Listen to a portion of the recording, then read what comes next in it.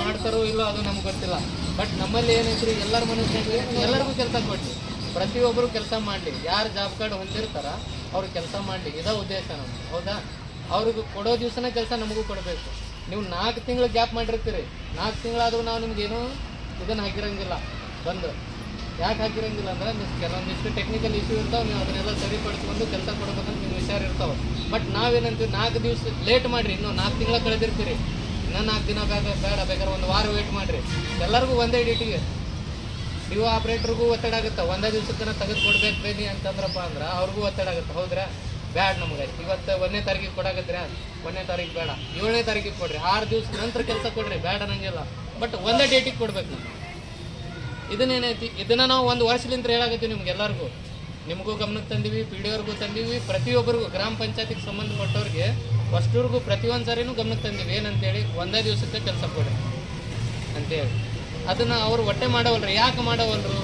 ಅವ್ರಲಿಂತ್ರ ನಿಮ್ಗೇನಾದರೂ ಲಾಭ ಐತಾ? ಇದು ನೀವು ಸ್ಪಷ್ಟನೆ ಕೊಡ್ಬೇಕು ನಮಗೆ. ಹಾಂ ರೀ, ಯೋಜನೆ ಹೆಂಗೆ ಬರ್ತಾರೆ? ಯೋಜನೆ ಒಳಗೆ ಸ್ವಲ್ಪ ಜಾಬ್ ಕಾರ್ಡ್ ಎಷ್ಟು ಹೊಂದಿರ್ತಾರೋ ಒಂದು ಕುಟುಂಬ, ಆ ಕುಟುಂಬಕ್ಕೆ ನೋಡ್ರಿ ಇಲ್ಲಿವರೆಗೂ 100 ದಿವಸ ಕೊಡ್ಬೇಕಂತ ಹೇಳಿತ್ತು. ಮುಂದಿನ ವರ್ಷ 125 ದಿವಸಕ್ಕೆ ಇನ್ನೂ ಆದೇಶ ಬಂದಿಲ್ಲ, ಇದ್ರೊಳಗೆ ಬಂದಿಲ್ಲ. ಈ 100 ದಿವಸದ್ದು ಕೆಲಸ ಕೊಡ್ಬೇಕು ನಾವು ಒಂದು ಜಾಬ್ ಕಾರ್ಡಿಗೆ ಕೊಡ್ತಾರೆ. ಈಗ ಎಷ್ಟು ದಿವಸ ನೀವು ಕೆಲಸ ಮಾಡಿರಿ ನೋಡ್ರಿ, ಅದನ್ನು ಹೊರತುಪಡಿಸಿ ಬಾಕಿ ಉಳಿದ ದಿನ ಏನಾಯ್ತು ಕೊಡ್ತಾರೆ. ಅದನ್ನು ನಾನು ಅವ್ರಿಗೆ ಸದ್ಯಕ್ಕೆ ನಾನು ನಿರ್ದೇಶನ ಕೊಡ್ತೀನಿ ರೀ. ಮತ್ತು ಆಮೇಲಿಂದ ಈಗ ಅವ್ರಿಗೆ ನಿಮ್ಗೆ ಕೂಡೇ ಕೊಡುವಂತೀರಿ. ಈಗ ನೀವು ಟೋಟಲ್ ಅದೇನು ಇದು ಸಂಘಟನೆ ಹೇಳಿದಲ್ಲ, ಅದನ್ನು ಬಿಟ್ಟಿರೋರು ಎಷ್ಟು ಜನ ಆಗಿರಿ ಅಂದಾಜು ಕೇಳ್ರಿ. ಅದು ಅವ್ರ ಕಡೆಗೆ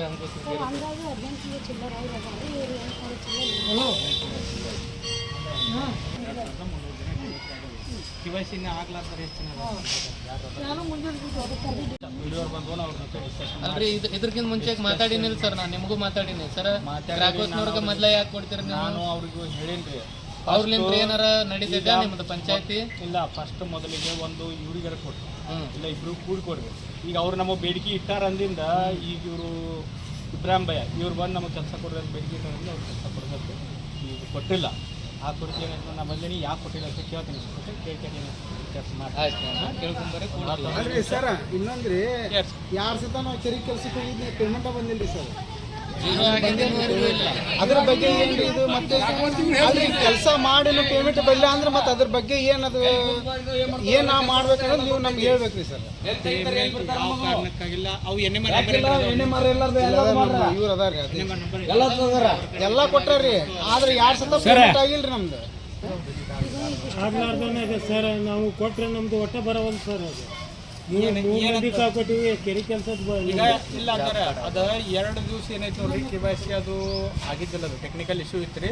ಇವತ್ತಿಂದ ಅಪ್ಡೇಟ್ ಆಗೈತೆ. Job card ಆಗೋಲ್ದಾನಾಗತ್ತಾರ.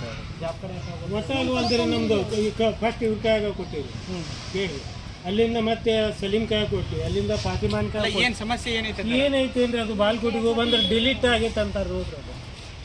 ಅದು ಈಗ ಜಾಬ್ ಕಾರ್ಡ್ ಇದ್ದವ್ರಿಗೆ ಪ್ರತಿ ವರ್ಷ 100 ದಿನ ಕೆಲಸ ಕೊಡಬೇಕು. ಹೌದ್ರಾ ಸರ್? ಈಗ ಜಾಬ್ ಕಾರ್ಡ್ ನಮ್ಮೂ ಇಲ್ವೋ ಅಥವಾ ಜಾಬ್ ಕಾರ್ಡ್ ಅವರು ಬೇರೆ ಅದಾವ?